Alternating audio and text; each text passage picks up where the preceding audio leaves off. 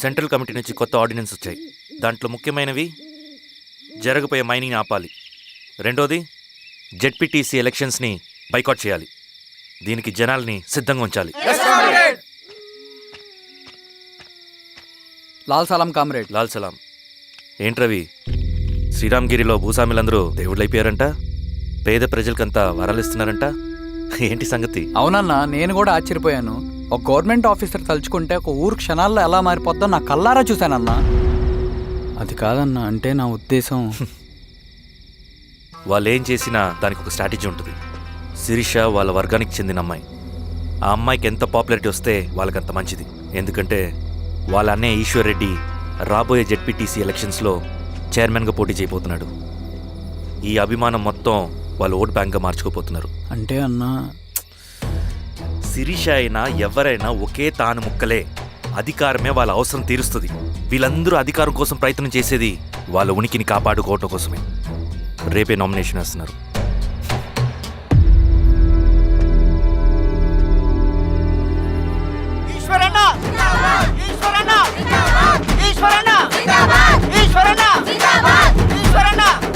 గారు మీ సపోర్ట్ మాకు కావాలి. స్వామి, అయ్యా, మీ అన్నయ్య గారు ఎలక్షన్ నిలబడుతున్నారమ్మా. అవును. అయితే మా ఓట్లని మీ అన్నయ్య గారికేనమ్మా. వాళ్ళు ఏం చేసినా దానికి ఒక స్ట్రాటజీ ఉంటుంది. అమ్మాయి గారు, సంజీవ్ రెడ్డి గారు వస్తున్నారంట. మధ్యాహ్నం భోజనానికి అన్నయ్య గారు ఇంటికి వచ్చి ఉన్నారమ్మా. అవునా? సరే సరే అమ్మ. రవి, నువ్వు కూడా నాతో వచ్చే. అది రవి, ఇక్కడ నాకు ఫ్రెండ్స్ అంటూ ఎవరు లేరు. నాకు తెలిసిన వాడివి నువ్వు ఒక్కడివే. I'm feeling alone. అందుకే, అర్థమైందా? సరే.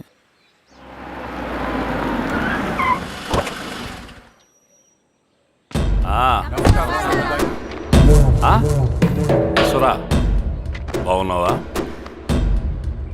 నమస్తే చెన్నారెడ్డి. నమస్తే. బాగున్నారమ్మా? సుబ్బారెడ్డి, పదండి. ఊళ్ళో మనోళ్ళంతా బాగున్నారు కదా ఈశ్వరా? అంతా బాగున్నారు బాబాయ్. సంతోషం.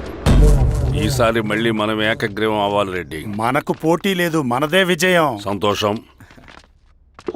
కూర్చోండి.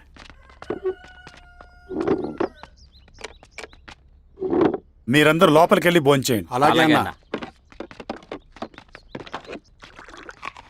ఆ రైతు కూలి సమస్యలు ఎంతవరకు వచ్చినాయి? మాట్లాడుతున్నాం బాబాయ్, దాని గురించి మీరేం వరి అవ్వట్లేదు. బాబాయ్, ఆ, నమస్కారం. రండి రండి.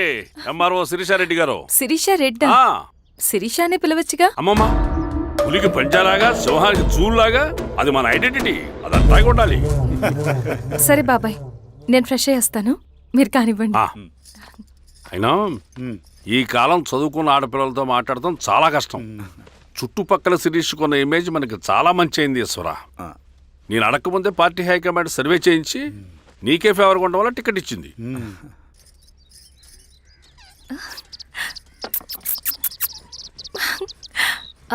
అనేవాళ్ళు ఎక్కడ? బయటికి వెళ్ళారమ్మా. ఓ, బయటికి వెళ్ళారా? రవిని పిలు. అలాగే. మేడం. రవి, రా రా రా, కూర్చో. పర్లేదు మేడం. మేడం ఏంటి? శిరీషానే పిలవచ్చుగా. అది కాదండి, ఎవరైనా కూర్చో. చూస్తే. కూర్చోవయ్యా. ఇది ఆఫీస్ కాదు రవి, మా ఇల్లు. వడ్డించు. సరే అమ్మా. రవి, అడవిలో నక్సల్స్ ఎక్కడుంటారో తెలుసా నీకు? ఏంటి శిరీష? అడవిలో నక్సల్స్ ఎక్కడుంటారో తెలుసా నీకు? ఎందుకు శిరీష గారు? తెలుసా తెలీదా? నాకెలా తెలుస్తుందండి? చూచాయిగా ఆయన తెలీదా? సరే, ఎక్కడుంటారో నాకు ఐడియా ఉంది. సాయంత్రం ఇద్దరం కలిసి వెళ్దాం. అది కాదండి. నువ్వు వస్తున్నావు అంతే, తిను. ఇది ఎక్కడ కూడా రా బాబు. సడన్ గా నక్సల్స్ అంటుంది, అడుగుంటుంది. కొంప తీసి నా మీద అనుమానం వచ్చిందే ఏంటి? రవి, ఇక్కడే ఆపొకసారి. ఎందుకు ఇప్పుడు ఈ టైంలో అడ్వెంచర్లు? ఇప్పుడు జరగరాంది ఏమైనా జరిగితే రేపు మీ అన్నయ్యకి తెలిస్తే బాగోదు. రవి, చుట్టూ చూడు, పైన వెన్నెల, పక్కనే అడవి. అబ్బో, ఎంత బ్యూటిఫుల్ గా ఉందో. అవునా? అవునా ఏంటి? అసలు ఎప్పుడు చూసినా ఎందుకలా డల్ గా ఉంటున్నావు? కాలేజీలో ఇలా ఉండేవాడివి కాదు కదా, ఏమైంది? అది ఒక్క నిమిషం. హలో. మేడం, పేషెంట్కి అర్జెంటుగా ఏ పాజిటివ్ బ్లడ్ కావాలి మేడం. రవి, ఆ? అర్జెంటుగా హాస్పిటల్కి పోనీ. ఏమైంది? పోనీ. రండి మేడం, ప్లీజ్ రండి. పోలీసులకి నక్సల్స్కి కాల్పులు జరిగాయి. ఆ కాల్పుల్లో గూడెం కుర్రాడు ప్రాణాపాయ స్థితిలో ఉన్నాడు. తన బ్లడ్ మీ బ్లడ్ సేమ్. ఆ బ్లడ్ గ్రూప్ మా హాస్పిటల్లో లేదు. అందుకే మీకు కాల్ చేశాను. ఓ అవునా? అవును మేడం. పదండి డాక్టర్. Thank you madam.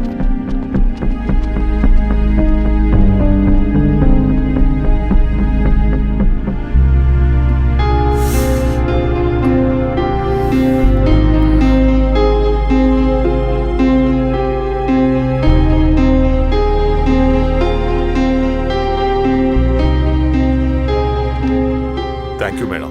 పర్లేదు డాక్టర్. ఇప్పుడు అతనికి ఎలా ఉంది? తను స్పృహలో లేడు మేడం. రవి, నీ దగ్గర మనీ ఉందా? ఉన్నాయి. ఇవ్వు. ఇవ్వు. ఇది అతనికి అందించండి. ఓకే. జాగ్రత్తగా చూసుకోండి. అలాగే మేడం. రమణ, రమణ.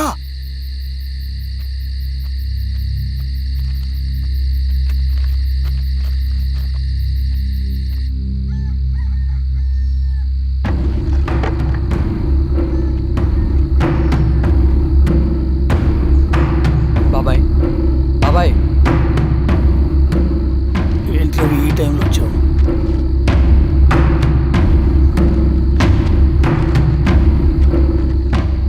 కామ్రేడ్, జరగబోయే జెడ్పీటీసీ ఎలక్షన్లో మన పార్టీ తరఫున జెడ్పీటీసీ చైర్మన్ పదవికి పోటీ చేయడానికి అర్హుడైన అభ్యర్థిగా మిమ్మల్ని సెంట్రల్ కమిటీ ఏకగ్రీవంగా నిర్ణయించింది. ఒక మామూలు రైతు కూలిని నాయకుడిని చేయగలిగిన దళం ఒక్కటే. ప్రాణాలు అడ్డేసైనా సరే అన్న చెప్పింది చేసుకుంటూ పోతా. లాల్ సలాం కామ్రేడ్. లాల్ సలాం. బాబాయ్, మీతో ఉన్న మన కూలీలకు, నీ వెనుకున్న సింగన్నకు ఈ గెలుపు ముఖ్యం. ఈ గెలుపు మన హక్కు కామ్రేడ్. వీళ్ళ మద్దతు మనకే ఉందన్నా. ఇది సరే, ఆ వర్గం వాళ్ళ ఓట్లు కూడా మనకు బాబాయ్. పడాలి. అలాగే అన్నా. నమస్తే. నమస్తే అమ్మా. ఆహా, మీ ఇద్దరిని చూస్తుంటే కడుపు నిండిపోతుందమ్మా. ఒక ఎంఆర్ఓ, ఒక జెడ్పీటీసీ చైర్మన్. అదేంటి బాబాయ్, ఇంకా ఎలక్షన్స్ జరగలేదు? పోటీ అని ఉంటేనే కదమ్మా ఎలక్షన్స్ జరిగేవి. అన్న ఇది ఏకగ్రీవం. బాబాయ్,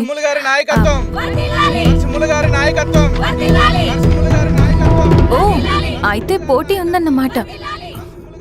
స్వామి, అమ్మా. కార్తీ, ఆఫీస్కి వెళ్దాం. అలాగే రండి.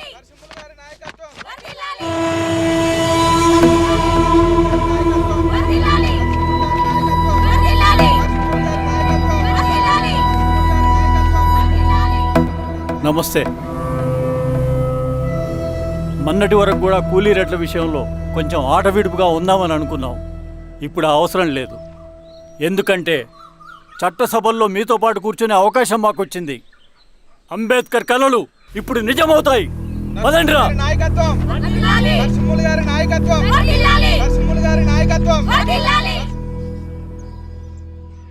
ఆ నర్సరీ ఎలక్షన్ పోటీ చేయటం ఏంటి? నా కర్మ వీరస్వామి, నా పోస్టింగ్ ఉన్నప్పుడు ఇవన్నీ జరగాల. ప్రచారానికి మారువేషంలో అన్నాలు కూడా వస్తారేమో సార్. రాని ఎవడన్నా వచ్చి విప్లవం, ఉద్యమం అని మాట్లాడాడు అనుకో, నా కొడుకుని అప్పుడు గానీ జీవితమే ఒక ఆట, సాహసమే పుబాట.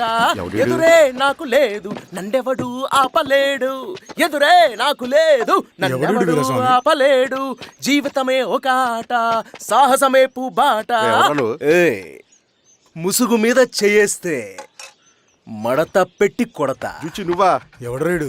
ఈ తెల్లని గుర్రం శాంతికి సంకేతం. ఈ నల్లని బట్టలు న్యాయానికి చిహ్నం. ఈ ఎర్రని రంగు విప్లవానికి నాంది. నీ బొంద. ఈ కొరడ శిక్షా స్మృతికి చిహ్నం. సార్ సార్ సార్, ఇది చిరంజీవి పిచ్చాడు. వదిలేండి సార్. తీసుకెళ్ళండి. నాగలి గుర్తు వేయాలి ఓటు. ఆ? అమ్మా, అంతర్గొత్తు. ఇదిగో నాగలి. నాగలి గుర్తు మీద ఓటేయాలి. ఆ? నాగలి గుర్తు మీద ఓటేయాలి. ప్రతిసారి ఎన్నికలు వస్తున్నాయి. ప్రతి ఎన్నికలప్పుడు రకరకాల పార్టీల నుంచి నాయకులు వస్తున్నారు. లేనిపోని వాగ్దానాలు చేస్తున్నారు. పొలాలు ఇస్తామంటారు, భూములు ఇస్తామంటారు, ఇల్లు కట్టిస్తామంటారు. ఏమన్నా జరిగిందా ఇప్పటి వరకు? ఏం జరగలేదు కదా. మరి కష్టాలన్నీ పోవాలంటే ఏం చేయాలి? మనం మన పార్టీని మనం గెలిపించుకోవాలి. నాగలి గుర్తుకే ఓటేయండి. ఇన్ని సంవత్సరాలు మీకు సేవ చేసుకునే అవకాశం నాకు ఇచ్చారు. అలాగే ఇంకొకసారి మాకు ఓటేసి భవిష్యత్తులో కూడా మీకు సేవ చేసుకునే అవకాశం మాకు ఇస్తారని కోరుకుంటూ, మీ ఈశ్వర్ రెడ్డి. మన ఓటు ఈశ్వర్ రెడ్డికే, మన ఓటు లాంతర్ గుర్తుకే మన ఓటు. సార్ లాంతర్ మర్చిపోకండి మోయా. నమస్తే.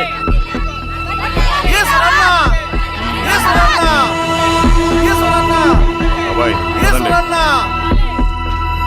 అమ్మా గుర్తుంది కదా లాంతర్ గుర్తు.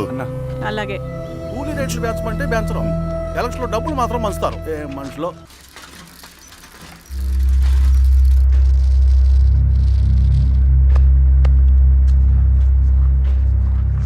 చెప్పండి అన్న. అన్ని సమస్యలు పోలీస్ స్టేషన్లో పరిష్కారం కావు రెడ్డి, కొన్ని మనమే చూసుకోవాలి.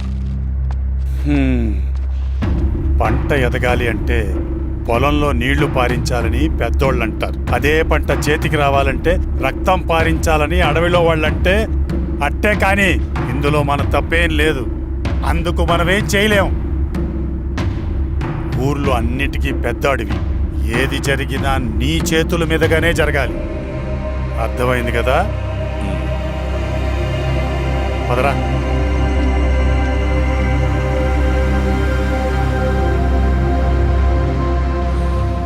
బియ్యంలో రాళ్ళున్నాయి, ఏరేయాలి.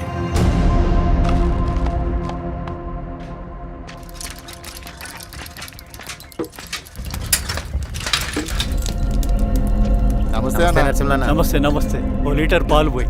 సుబ్బన్ అంత బాగున్నారా? అవునా?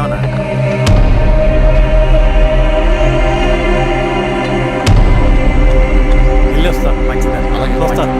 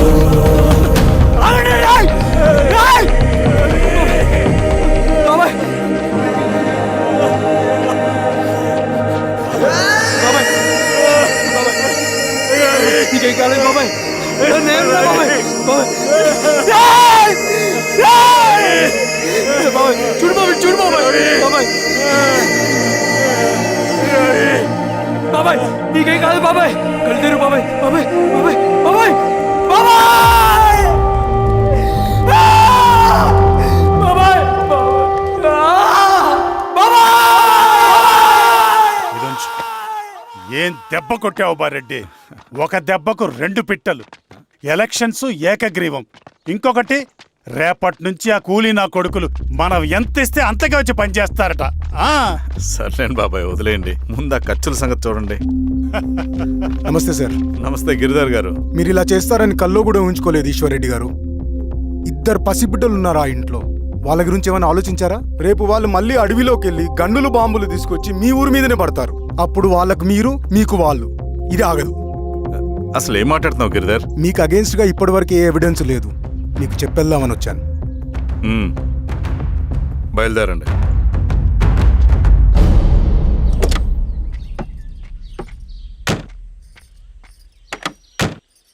రవి,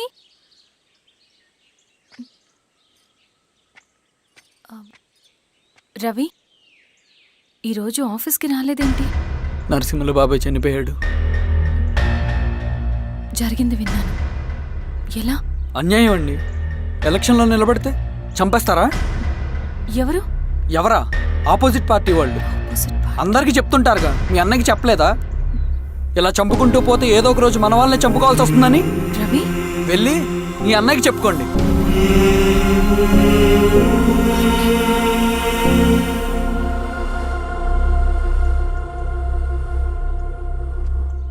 అన్నయ్య, నీతో మాట్లాడాలి. ఏంటమ్మా? ఎందుకు ఇలా చేసావన్నయ్య? ఊరంతా సరే, నువ్వు కూడా నన్ను తప్పడుతున్నావమ్మా. ఇందులో తప్పు పట్టడానికి ఏముందన్నయ్య? నిన్న నా కళ్ళతోనే చూశాను. స్వామి, కారాపు దానికి పద.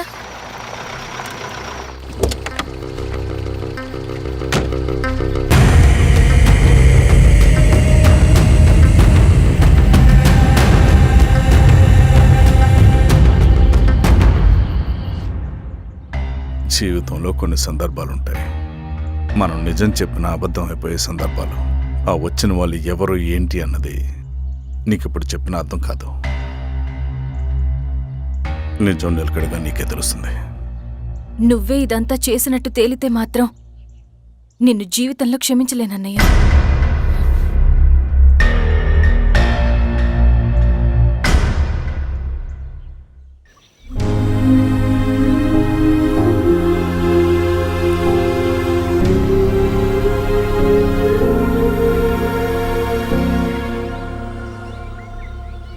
Comrade Narasimhanna, comrade Narasimhanna, comrade నరసింహన్న.